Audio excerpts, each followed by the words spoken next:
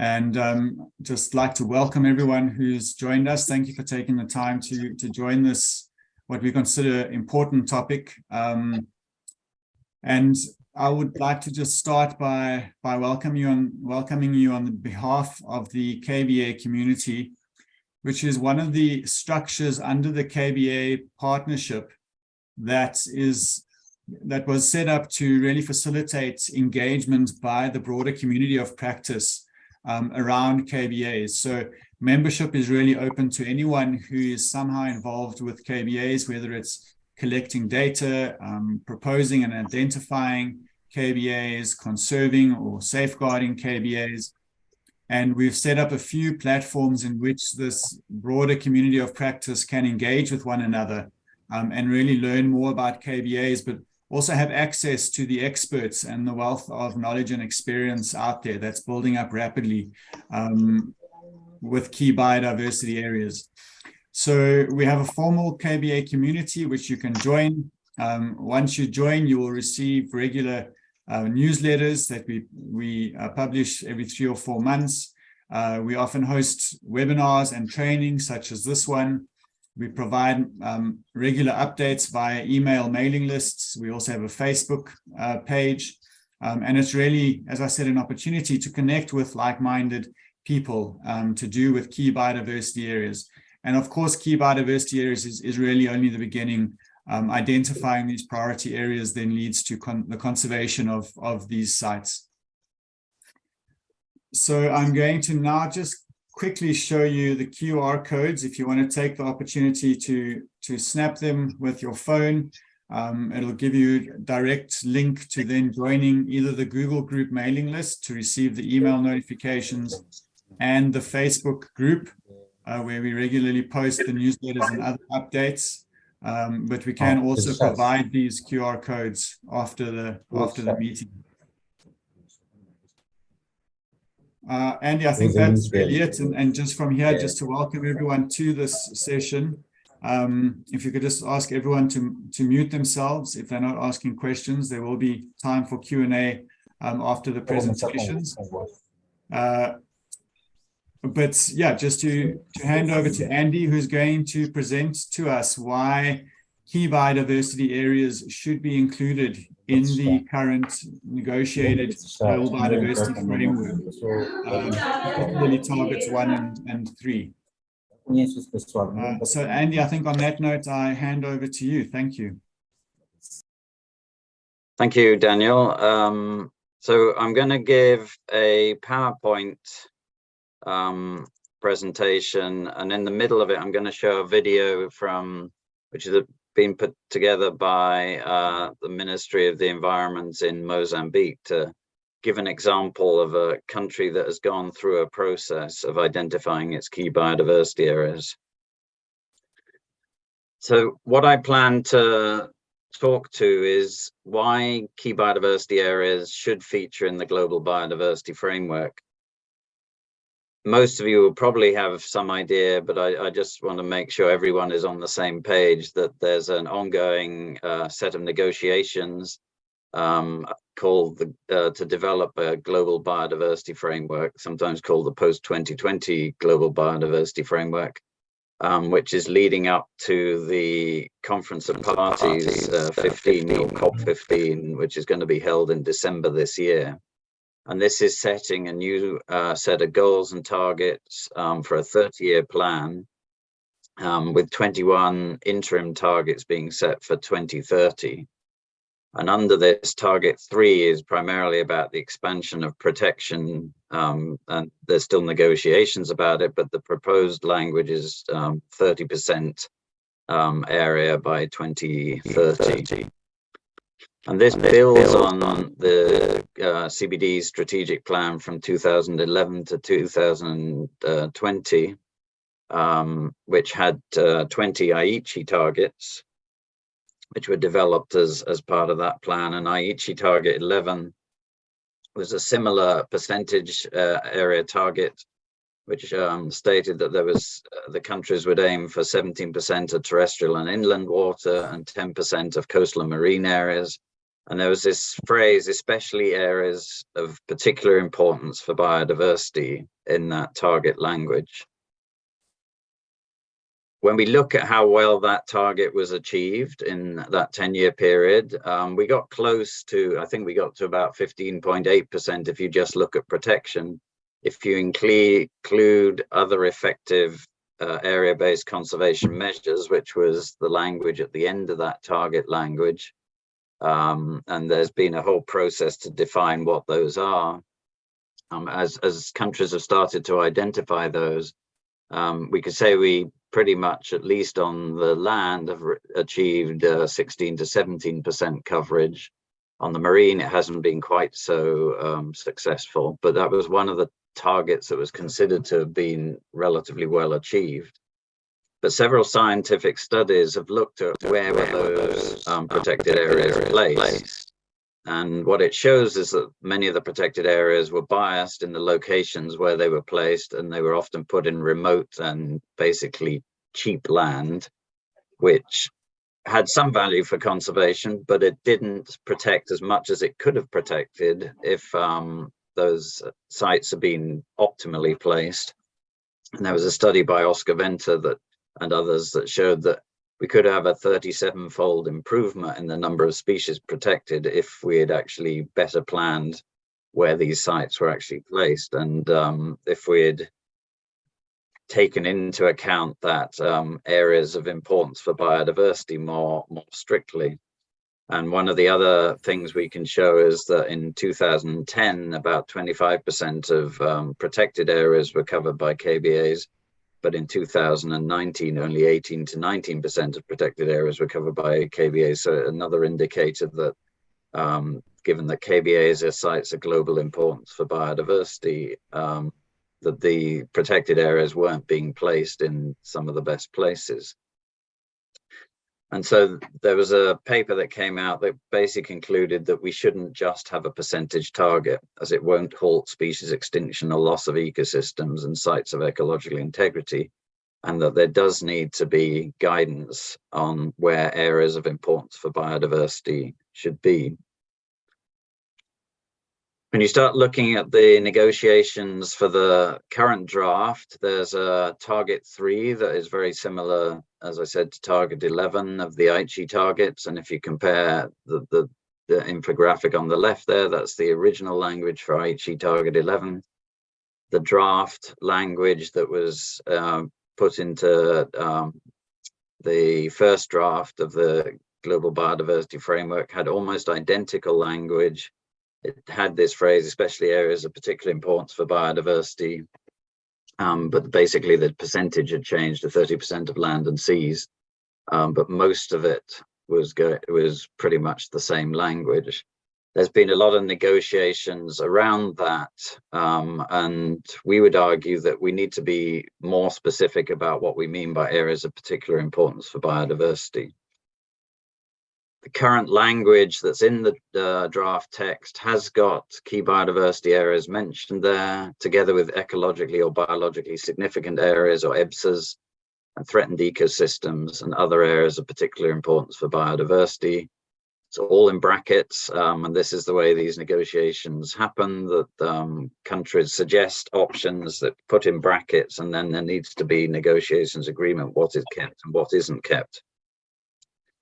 More recently, there's been an informal group which was put together to look at all of the draft target text, came out of the last meeting in preparation for COP15.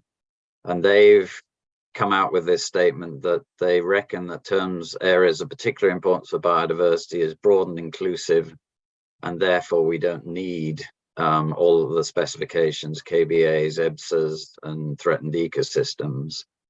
And the fact that this term was used under target 11 is used as justification that we can continue to use it. But as I pointed out, when that language was in the original target 11, it wasn't really taken much notice of, and it wasn't applied. So let's think about, how do we identify areas of importance for biodiversity? There have been many different ways that have tried to do this. The Conservation International's hotspots approach, which looked for areas of particular endemism around the world. BirdLife's important bird and biodiversity areas approach looked for important areas for populations of birds. Their prime butterfly areas for different parts of Europe, the important plant areas around the world. Alliance for Zero Extinction, which is a priority setting exercise that looks for sites where you've got the whole population of a critically endangered or endangered species at one site. And there was more and more of these, the important marine mammal areas, important shark and ray areas, important turtle areas for the marine realm, as well as EBSAs. And back in 2004, the conservation community recognized that there was this plethora of different approaches being developed, and there was need to come up with one unifying framework for identifying important sites for biodiversity. And IUCN, just remind people, has over 1,400 members from 170 countries around the world, and at least 160 member states from national governments as members of IUCN. And a process was gone through where the identification, basically the criteria were tested, thresholds were tested, consultations were made in different regions of the world at different global fora, World Conservation Congresses, for instance, to come up with what has been published as the IUCN standard for the global standard for the identification of key biodiversity areas. And the reason a global standard is important is because it provides an objective, repeatable, and transparent way of identifying these areas of importance for biodiversity, so that when you compare Uganda with the United Kingdom, with Russia, with the United States, what you're looking at is the same thing in each of the countries. So areas that are identified as key biodiversity areas, because they use the same criteria, are comparable between countries, and we can monitor how different countries are doing in the conservation of their sites. And this is a very valuable tool in making sure that we are actually targeting the key sites that have key populations of species or key ecosystems. The definition of a KBA is a site that contributes significantly to the global persistence of biodiversity. And 5 overarching criteria and 11 key criteria are used to identify KBAs. Under threatened biodiversity, there's criteria for threatened species and sub-criteria to that, and criteria for threatened ecosystems and sub-criteria to that. So it's not just conservation of species, it's also conservation of ecosystems. And the overarching criteria B is for geographically restricted biodiversity, and that could be individual species or assemblages of species, or it can be geographically restricted ecosystems. And ecological integrity, for each ecoregion, it's the sites that are indicative of the best sites of ecological integrity in those ecoregions. And that's maintaining the full trophic structures of top predators and herbivores and minimal human impact, but it doesn't indicate sites where there's no human presence. Many IPLCs, Indigenous Peoples and Local Communities lands, may qualify under criterion C. The fourth one is biological processes, which looks at where you get congregations or aggregations of species for breeding or for migratory feeding areas as they migrate, or important spawning areas for species or refuge areas during times of threats and droughts, things like that. And then finally, sites that are irreplaceable through a quantitative analysis. These overarching criteria have been deliberately designed to try and capture all the thinking that goes into all of the other priority setting approaches. many of them, when you look at them, use very similar things. They'll talk about rare species and threatened species and geographically restricted species, but many of them don't have thresholds, which means that when people are deciding what are the important areas under those different processes, they may be quite different in different parts of the world because there's no thresholds being used. KBAs are planned to be identified for all systems and all biomes, so you can apply the criteria for terrestrial, freshwater, marine, and subterranean systems. And they're primarily aimed to be identified at national level. They're not something that is being imposed by NGOs or the West or anything like that. And what we've been working to do is set up Key Biodiversity Area national coordination groups in different countries around the world. And those that are colored in green here are those that have already established KBA national coordination groups. Those are in pinky rose color are in the process of forming those groups. And then the yellow ones are the countries that have expressed some interest in forming those groups. So as you can see, KBAs are starting to be adopted all around the world. And the different countries have been setting up their own KBA programs, developing their own KBA websites. So there's examples here from Canada, Mozambique, from South Africa and Australia, just for examples. And the KBA data build on some of the existing priority setting approaches, such as the important bird and biodiversity area approaches. Under the Critical Ecosystem Partnership Fund, there were ecosystem assessments made and identification of key biodiversity areas since the mid-2000s. And also the AZE sites, one of the KBA criteria is the same criterion as the Alliance for Zero Extinction.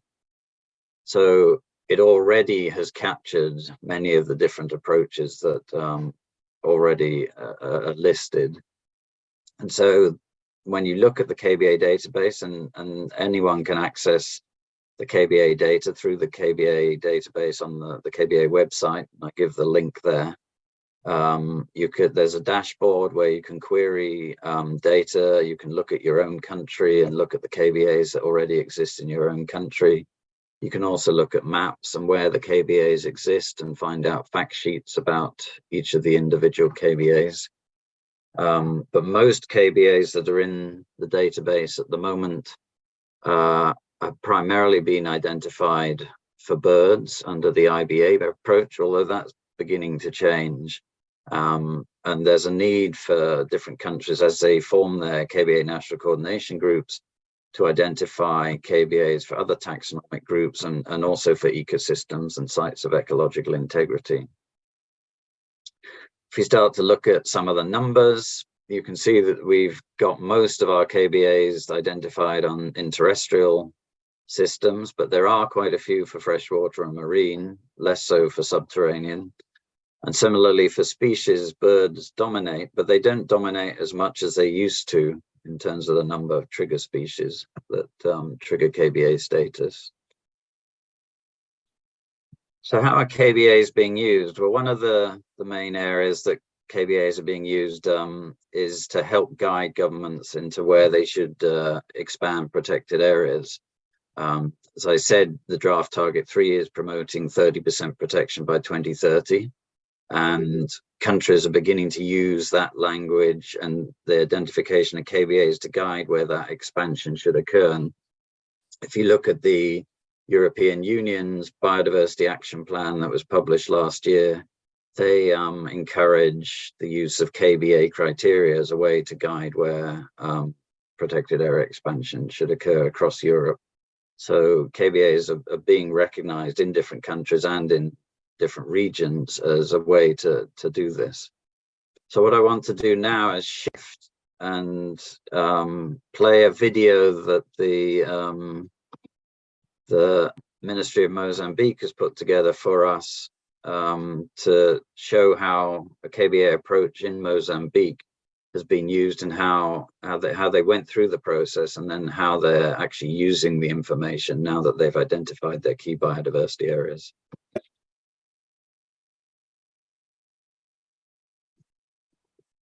Hello, my name is Alexander Bartolomeo from the Ministry of Land and Environment in Mozambique, and I work at the National Directorate of Environment as a head of Environment Management Department. My presentation is entitled Identifying KBAs in Mozambique.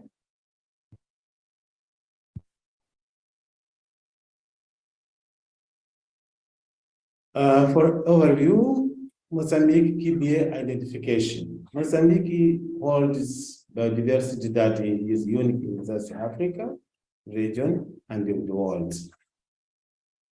However, this biodiversity can be degraded with the deforestation, hunting, overfishing, and the introduction of exotic species, among others. Is why the Ministry of Environment decided to use the KBAs to support the improvement on the biodiversity information and conservation. And there was assessment which was crucial to provide information on priority areas for conservation, which can be used to guide and minimize the impact of key infrastructures and economic development on biodiversity. There was a number of steps. The first one was the establishment of National Coordination Group for KBAs and Red List.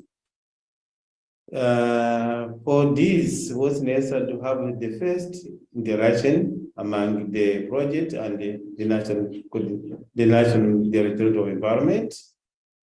And it was necessary also to figure which institution to be under this National Coordination Group.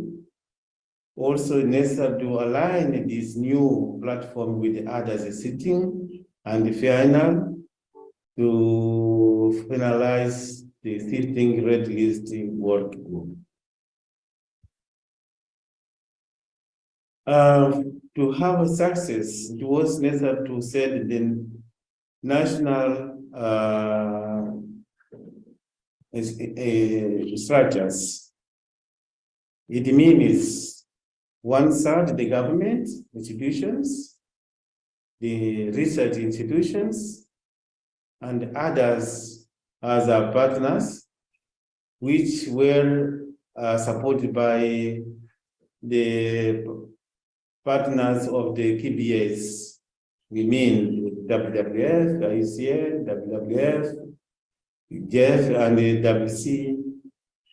WCS. It was necessary also to establish the coordination team as taxonomic ones, working groups for birds, mammals, and so on, including the ecosystems. The third step was the establishment and validation of priority potential trigger species. The fourth was mobilization and the priority trigger species that mobilized around 100 experts at national, regional, and international level. There was necessary to organize training workshops, the consultation with also the different entities, and submission of final KBS proposals to the Global KBA Secretariat. Here we have some photos taken during the training, the workshops, including the validation meeting. Overall, Mozambique identified 29 KBAs, among them 4 for marine and 25 for terrestrial ones. We have to highlight here that there was also 15 with some lack of information that in the future will be continuously updated. In terms of coverage, we have 15 in the continental territory, 1% in the exclusive zone, and overall and in national territory we have 10%. We have to highlight that 85% are identified within the protected areas and 15 are out of the protected areas. So we bring here two examples. Terrestrial one is in Nyasa with the spatial 5 species. For example, the threatened and endangered ones, we have here elephant, hippos, and wild dogs, tortoise, and others, for example. For marine, we have Bazarud. We have 6 species, which 4 are endemic and 3 threatened. We are looking for dugongs and others. These are flagged for KBAs Mozambique. I mean, the official ceremony for the launch of KBAs Mozambique. It was by the Minister of Land and Environment as part of the celebration of the Biodiversity Day. The big challenge for all the countries which identify the KBAs and they want to use it is how to do with these products. So, in case of Mozambique, the first step was the integration of KBAs into national legislation and the spatial plans. Thus, the government approved the diploma, which recognized the offsets in Mozambique. Also, there was a best regulation that shows where the development activities should be avoided.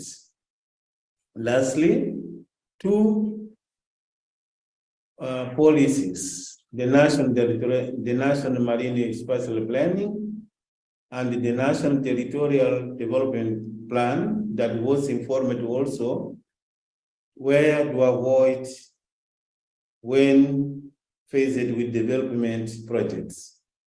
In conclusion, the KBAs have been integrated in the national legislation and the special ones. The KBAs also are being used in the ministries to guide where to settle the expansion of marine protected areas in the country. Also,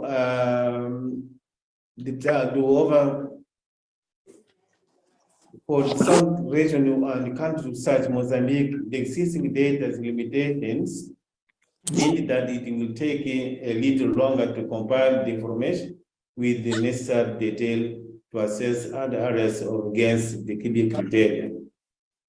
When the criteria to identify the KBAs and the regional importance are defined, there will be also certainly be a significant number of sites in Mozambique that will be qualified as such. The new efforts have been employed to improve not only the collection of data, also to the data in the field, but also improve information access, like CBMOS, who developing as new official government biodiversity portal. The next steps, the efforts done till today will be followed with the other process, like, for example, 2 projects. One project will address the development of and submission of proposal for new KBAs, also do additional red list assessments that will include the national capacity building on KBAs and the red list assessment, and the conservation plans and the financial solutions. The second project will also apply it to collection data field data, and will also help to assess the new KBAs in Mozambique. Having said that, thank you by listening.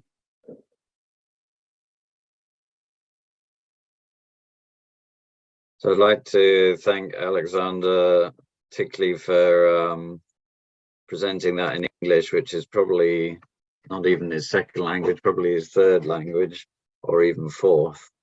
But it gives an example of how a country has gone through a KBA process, identified sites. They're continuing to identify sites with follow-up funding that they've been able to raise, because you can't necessarily identify all your sites with your existing data. Sometimes you have to collect additional data. And so it's an ongoing process, and that's why you need a KBA National Coordination Group. But what Mozambique has also done is they've not just identified the sites, but they've moved those sites into some of their policy documents, and particularly into their National Territorial Plan, which guides development throughout the country.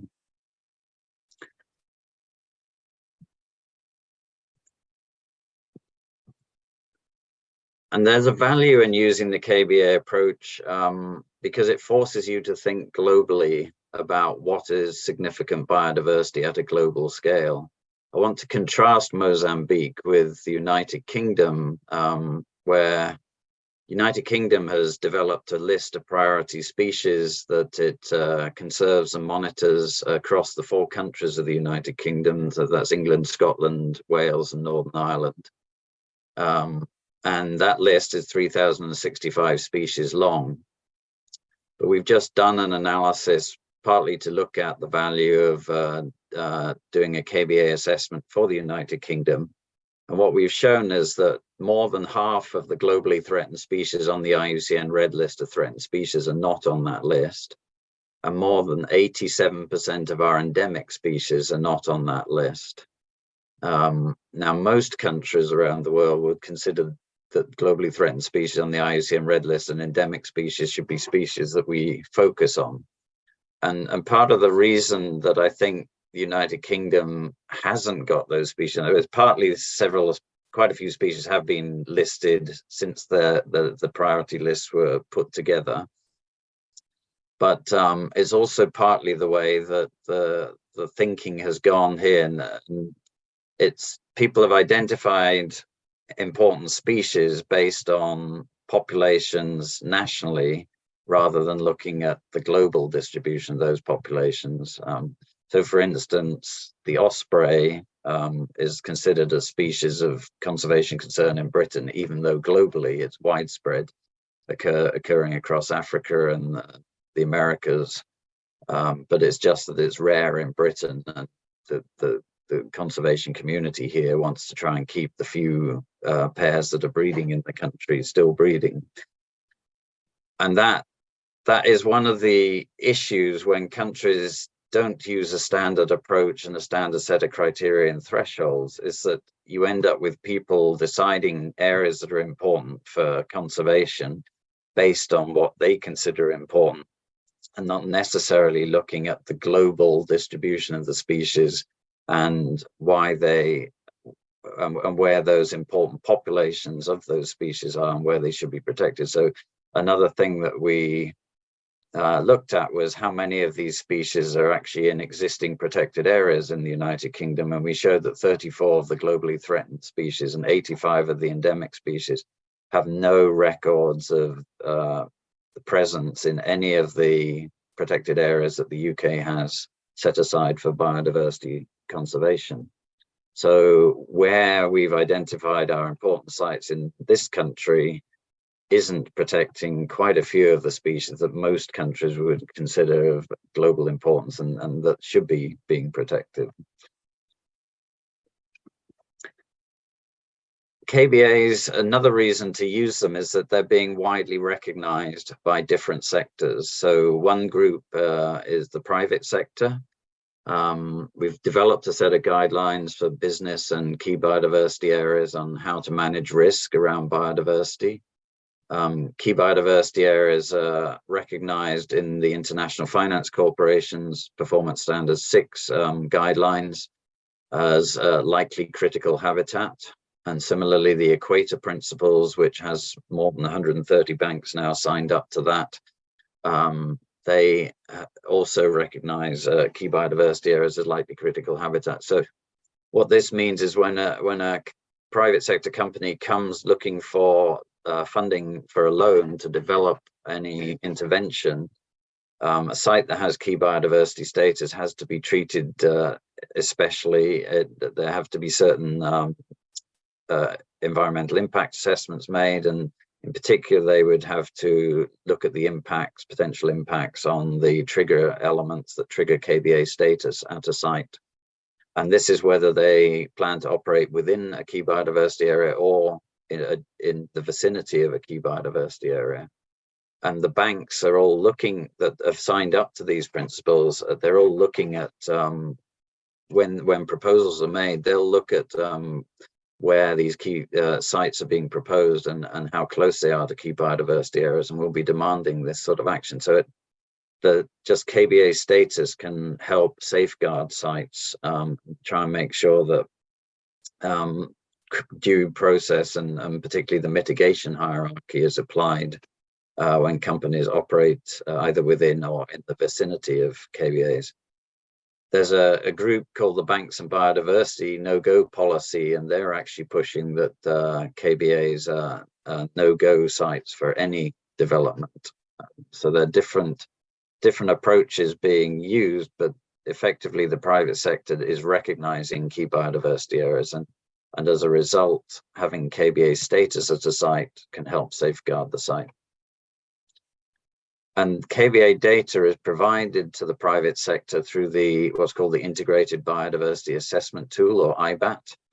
And it's a way of, it packages the information. It pulls together the information from the IUCN Red List of threatened species, the World Database of Protected Areas, and KBA database, and it packages it in ways that are useful for companies.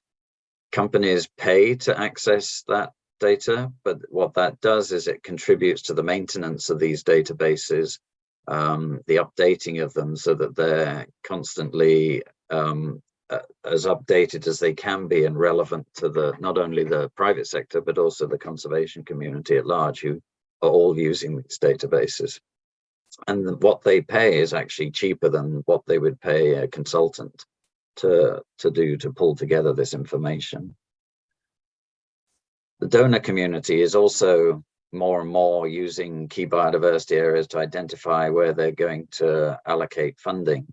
So as you saw in Mozambique, USAID has been supporting the KBA identification process there and follow-up work to identify additional areas and collect field data. As I said, the European Union is recommending that KBA criteria are used to guide where protection occurs across the European Union. And they've also written KBAs into their sustainable finance taxonomy, which is a guidance for companies about their impacts, not only in Europe, but also around the world, and that they shouldn't be having impacts on key biodiversity areas. The German funding through KfW, they're focusing on legacy landscapes that they'll conserve around the world, and KBAs are one of the criteria for those legacy landscapes. Global Environment Facility is financing protection of protected areas, and they state that they will only fund new protected areas if they meet KBA status. Critical Ecosystem Partnership Fund, which is funding from World Bank and GEF and other groups, that fund only will focus on key biodiversity areas in hotspot regions of the world. And the Franklinia Foundation, which funds conservation of trees, is also looking to identify key biodiversity areas as part of its monitoring of its funding. Recently, the Bezos Earth Fund has donated $5 million to support the formation of KBA national coordination groups in 4 countries in the Andes and 3 countries in the Congo Basin. So more and more donors are beginning to use KBAs as a way to identify important areas where they should be supporting. KBAs can also be used in national spatial planning, and as you've seen, Mozambique has incorporated key biodiversity areas in their national territorial plan. A resolution was adopted last year at the World Conservation Congress, which called upon governments to develop and update spatially explicit conservation plans and incorporate sites and areas of importance for global persistence of the biodiversity and for taxa and ecosystems, brackets KBAs, and to incorporate these into their national biodiversity strategy and action plans. That resolution was adopted by pretty much everyone who voted for it. You can see the votes at the right there. Those in blue are government votes. Those in green are non-governmental organizations that are IUCN members. So you can see there was strong support for that. And over the next 10 years, there's the encouragement that governments start to do this, that they identify their key biodiversity areas and incorporate them into their national spatial planning. And this relates to target 1 of the Global Biodiversity Framework, which is all around spatial planning. KBAs are also recognized as important indicators for the Sustainable Development Goals, 14 and 15. And one of the things that was flagged in their last year SDG report was that progress to safeguard and conserve key biodiversity areas has stalled over the last 5 years, and there's a need to reinvigorate it. And that's partly a slowdown in the creation of protected areas as countries started to approach the 17% target under Aichi. So just to summarize, and before we go to questions, the reasons why we think key biodiversity areas need to be explicitly stated in the Global Biodiversity Framework is that, firstly, using the term areas of importance for biodiversity failed in the past 10 years. And we don't want to get to a point where we've conserved or we've protected 30% of the planet, but we have that 30% in not the best areas where it could be. KBAs are designed to be a global approach that aims to, as an umbrella, try to capture the other approaches, the thinking behind them. And it was the criteria that were developed through a whole set of consultations with the conservation community and governments. KBA criteria use specific thresholds, and that makes them comparable across countries, whereas many other systems don't use those thresholds. The approach identifies globally important populations of a species or a globally important extent of an ecosystem, or globally significant and outstanding sites of ecological integrity. And that global approach is very important rather than national approaches if we're going to stop and halt species extinction. And KBAs are being used by a growing number of governments, also the private sector and the donors, to guide action much more than any of these other priority setting approaches. And that's why, again, we feel that KBAs need to be specifically mentioned. And finally, the KBA data are freely available to governments and easily accessed through the World Database of Key Biodiversity Areas, and that database makes the information available. And again, that's one of the criticisms of other approaches, is you can't actually access much of the data.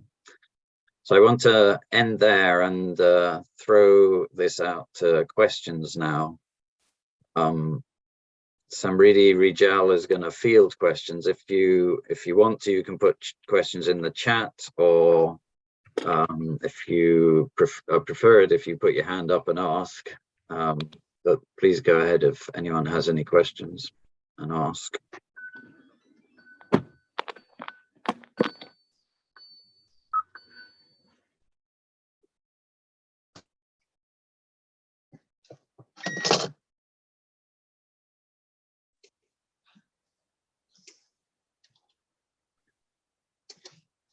I answered all your questions about key biodiversity areas and why they should be in the Global Biodiversity Framework.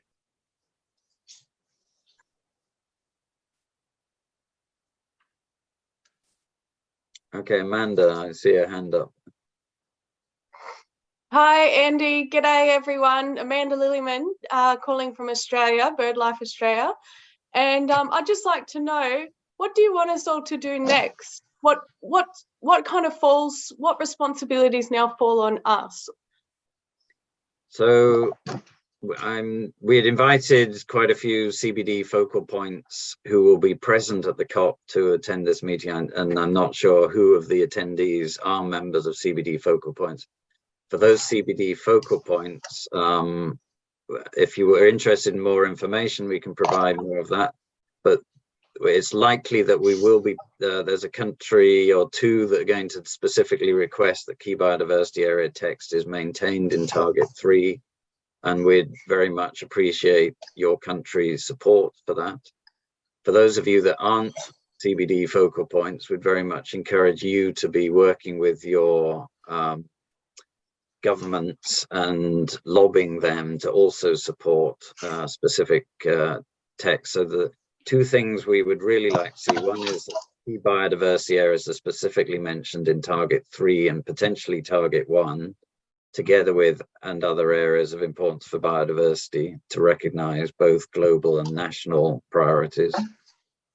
And then the second thing is that key biodiversity areas and protected area coverage of key biodiversity areas, which is the Sustainable Goals indicator and was the Aichi Target 11 indicator, is maintained as a headline indicator in the Global Biodiversity Framework.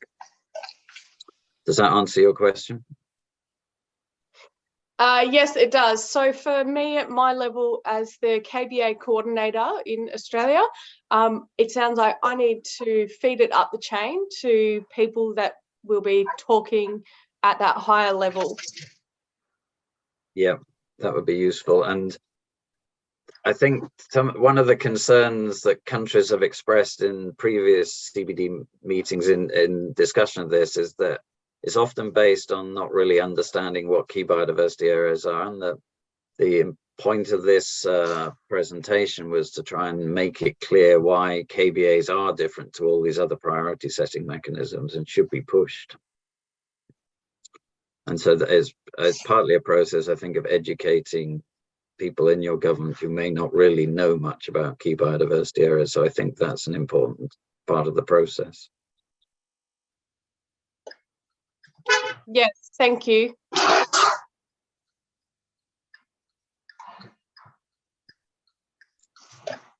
If you want to put your hands up, if you have a question, you can select that from the reactions, the bottom of the screen or the top of the screen.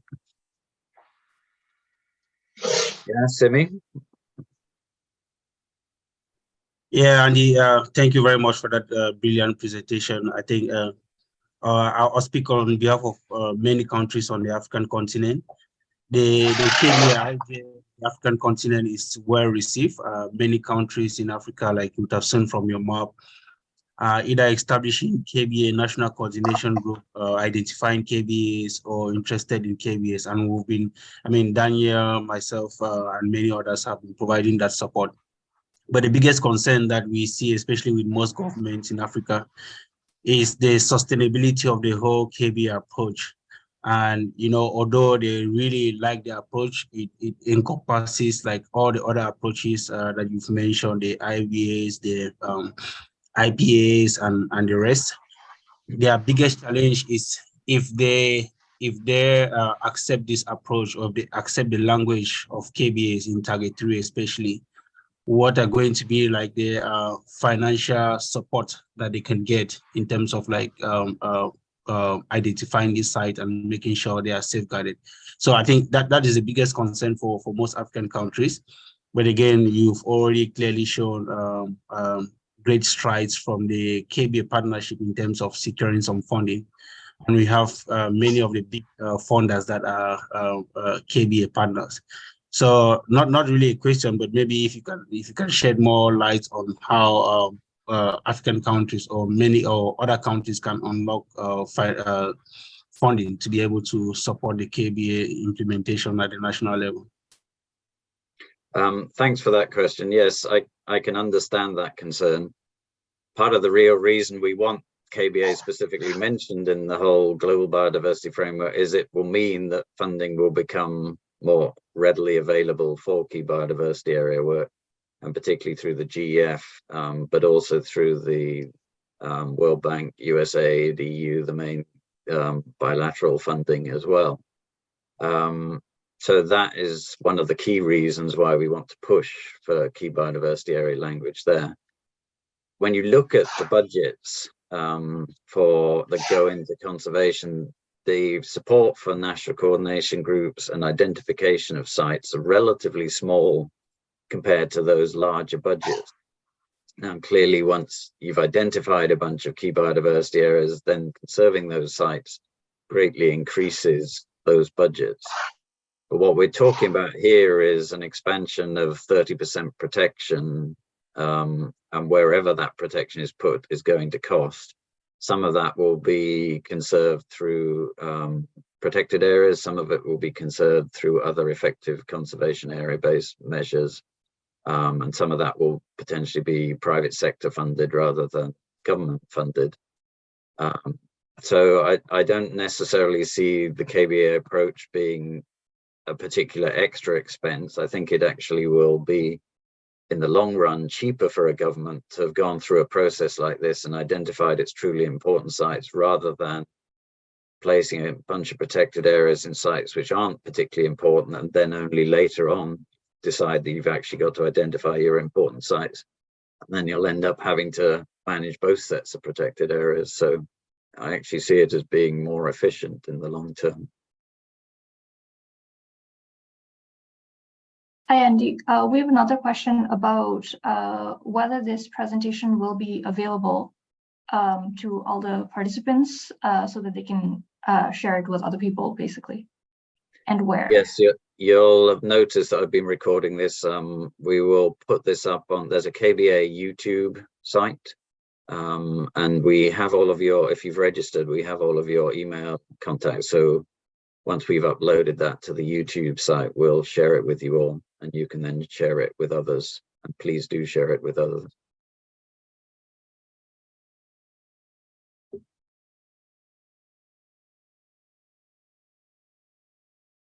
Any other questions?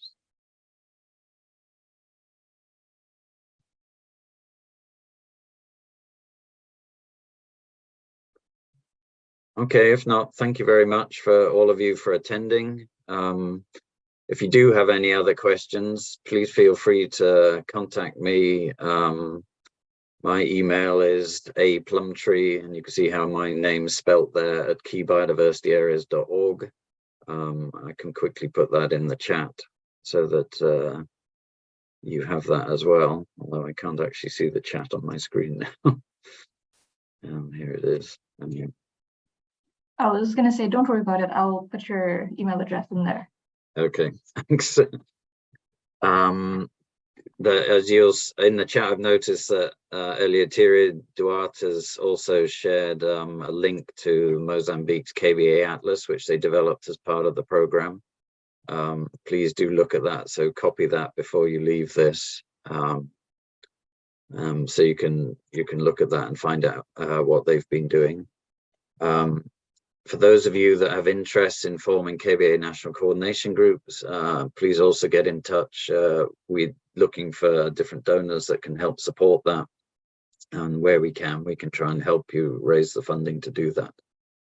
But otherwise, if there's no other questions, we'll let you know about the recording when it's uploaded.